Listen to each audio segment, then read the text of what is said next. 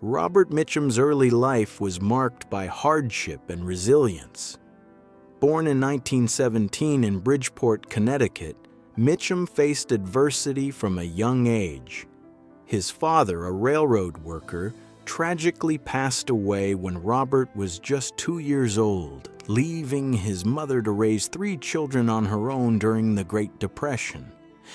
As a teenager, Mitchum's rebellious spirit led him to live a rough and tumble life, traveling across the United States by freight train and working various odd jobs. These early experiences shaped the toughness that became his trademark on screen. From being a ditch digger to a boxer, Mitchum's life was far from easy. Yet, it was these struggles that provided the raw authenticity that would later define his acting career. Despite this tough exterior, Mitchum was also introspective, delving into poetry and even ghostwriting for astrologers, revealing a sensitive side often hidden beneath his gruff persona. Breaking into Hollywood, a natural star. Mitchum's entrance into Hollywood was almost accidental. After struggling through years of odd jobs and hardships, he found work as an actor, initially taking small bit part roles in films. His big break came in 1945 with his performance in The Story of G.I. Joe, where he received an Academy Award nomination for Best Supporting Actor. This marked the beginning of his rise to fame. Throughout the late 1940s and 1950s, Mitchum solidified his reputation in the film noir genre, delivering iconic performances in films like Out of the Past, 1947, Crossfire, 1947, and The Big Steal, 1949. With his deep voice, half-lidded eyes, and laid-back demeanor, Mitchum became the epitome of the cool, morally complex, and emotionally conflicted hero. Unlike many of his contemporaries, Mitchum embraced flawed characters, often playing men struggling with their own inner demons, which made him stand out as a deeply authentic presence in Hollywood. The noir icon, master of understatement. Robert Mitchum's acting style, especially in film noir, became legendary. With his effortlessly cool demeanor and natural charisma, Mitchum captivated audiences with performances that were all about subtlety.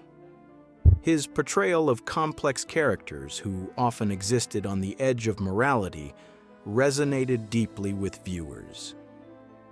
In The Night of the Hunter, 1955, Mitchum delivered one of the most chilling performances of his career as the villainous Reverend Harry Powell, a false preacher whose tattoos of love and hate encapsulated the duality of his character. Mitchum's ability to blend menace with charm made his performances unforgettable. He wasn't the loud, in-your-face type of actor. Instead, his skill lay in his quiet presence, where even his silence spoke volumes. Mitchum's minimalist approach to acting, especially in noir films, set him apart from his peers, and his portrayal of morally ambiguous characters became a defining feature of his career. Hollywood's rebel, Mitchum's disdain for the system off-screen. Mitchum's personality was as unconventional as his career. Known for his rebellious streak and disdain for the traditional Hollywood system, Mitchum rejected the artificiality of fame. He once famously said, "People think I have an interesting walk. Hell, I'm just trying to hold my gut in." This self-deprecating humor was a part of his charm, and it reflected his resistance to Hollywood's obsession with appearance and pretension. Despite being arrested for marijuana possession in 1948, Mitchum's career remained largely unaffected. In fact, the incident only enhanced his reputation as a Hollywood bad boy. Mitchum was never one to follow the rules, and he cared little for the glamorous image that Hollywood tried to impose on him. He believed in authenticity above all else, and this attitude translated into his acting and his personal life. His straightforward nature made him a beloved figure in Hollywood, even if he often found himself at odds with the industry's expectations. A versatile actor, Mitchum's later career. As Mitchum entered the later years of his career, he continued to demonstrate his versatility by tackling a wide range of roles. In addition to his film noir roots, Mitchum proved his range in war films, westerns, thrillers, and romantic dramas.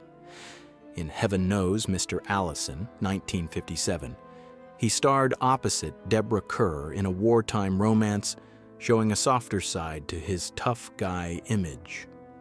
In Cape Fear, 1962, Mitchum played the menacing Max Cady, a vengeful criminal, once again proving his ability to slip seamlessly into roles that required both menace and depth.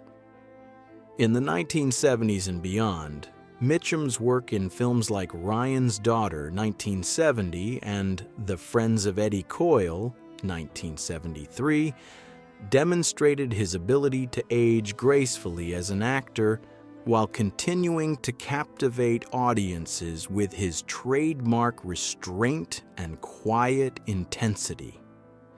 Even as Hollywood evolved, Mitchum remained a force to be reckoned with, known for his authenticity and professionalism. Robert Mitchum's personal life. Robert Mitchum's personal life. The love that endured. Robert Mitchum's personal life was defined by his relationship with Dorothy Spence, the woman who would become the anchor of his often tumultuous existence. Mitchum met Dorothy in 1933 when he was 16 and she was 14. The two instantly bonded, and their connection only deepened as they grew older. Dorothy, an intelligent and graceful woman, was the grounding force in Mitchum's life, providing him with stability and unwavering support throughout his rise to fame. Although Mitchum's early years in Hollywood were marked by separation and hardship, his love for Dorothy remained constant. They married in 1940 in a small, modest ceremony in Delaware, and their relationship withstood the pressures of Hollywood. Together, they raised 3 children, each of whom carried part of Mitchum's legacy. Their enduring love was the foundation upon which Mitchum's success in Hollywood rested, and it was through this partnership that Mitchum found the personal stability that he often lacked in his professional life. Mitchum's family, a legacy carried on. Mitchum's family life was a testament to the enduring bond between him and Dorothy. Their children, James, Christopher, and Patrine, grew up with a father who had become an iconic figure in Hollywood. James Mitchum followed in his father's footsteps, becoming an actor known for his striking resemblance to Robert. Christopher Mitchum also pursued a career in film, starring in a number of action and adventure films. Patrine, however, chose a different path, becoming a respected writer who would later write about her father's legacy and Hollywood's golden age. The Mitchum children carried the torch of their father's legacy in different ways, each one shaped by Robert's influence and the values of authenticity and hard work that he instilled in them. Mitchum's family remained his most treasured achievement, and their collective stories helped preserve his legacy long after his passing. Robert Mitchum's controversial rivalry with George Peppard. Although Mitchum was generally known for his cool demeanor and disinterest in Hollywood rivalries, there was one actor who got under his skin more than anyone else: George Peppard. Mitchum's disdain for Peppard stemmed from their vastly different personalities and approaches to acting. Mitchum, known for his understated natural style, saw Peppard as a pretentious figure who tried too hard to project an image of toughness and class. Peppard, who was known for his role in Breakfast at Tiffany's and later the A-Team, had a reputation for vanity and self-promotion. Mitchum, who valued authenticity above all else, found this behavior distasteful. The tension between the two actors escalated as they competed for similar roles, and Mitchum, a man who had fought his way to stardom, found Peppard's arrogance especially grating. Mitchum's candid remarks about Peppard reflected his belief that Hollywood was full of actors who were more interested in their own image than the craft of acting. Clashing temperaments, the conflict between Mitchum and Peppard. Mitchum's frustration with Peppard grew over time as he observed the younger actor's behavior both on and off the set. While Mitchum treated everyone with a calm, respectful demeanor, Peppard was notorious for belittling those he considered beneath him, including crew members. Mitchum's disdain for this kind of behavior was palpable, and he often remarked that you could tell a lot about a man by how he treated the crew members working behind the scenes. Mitchum's respect for the unsung heroes of filmmaking, like the grips and makeup artists, contrasted sharply with Peppard's tendency to treat them like mere background figures. Mitchum once quipped that Peppard seemed more concerned with his reflection in the mirror than with the actual performance. For Mitchum, decency was more important than fame, and he found Peppard's behavior to be a glaring example of everything that was wrong with the industry. The end of the rivalry.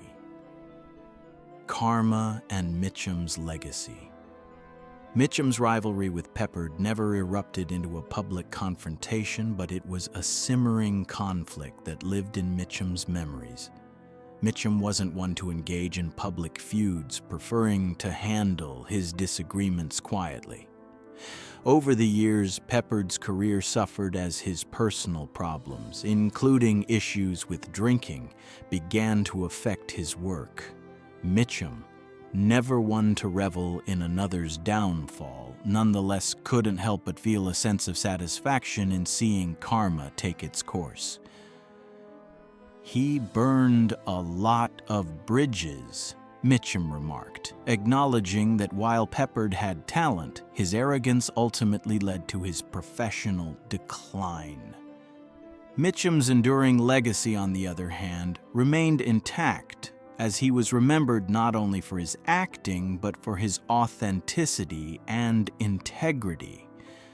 Despite the tensions and rivalries, Mitchum's reputation as one of Hollywood's true originals never wavered. Mitchum's passing. A quiet end for a Hollywood legend. On July 1st, 1997, Robert Mitchum passed away at the age of 79 from complications of lung cancer and emphysema. He had lived a full life, filled with personal and professional triumphs, and his death marked the end of an era in Hollywood. Mitchum's wife of 57 years, Dorothy, was by his side at the time of his passing. Throughout his life, Mitchum had remained true to his rebellious, authentic nature, and his death was a quiet one, much like the man himself. Despite his larger-than-life presence on screen, Mitchum's death was a reminder that the toughest characters often have the quietest exits. His legacy, however, continues to live on through his iconic roles, his family, and his enduring influence on the world of cinema.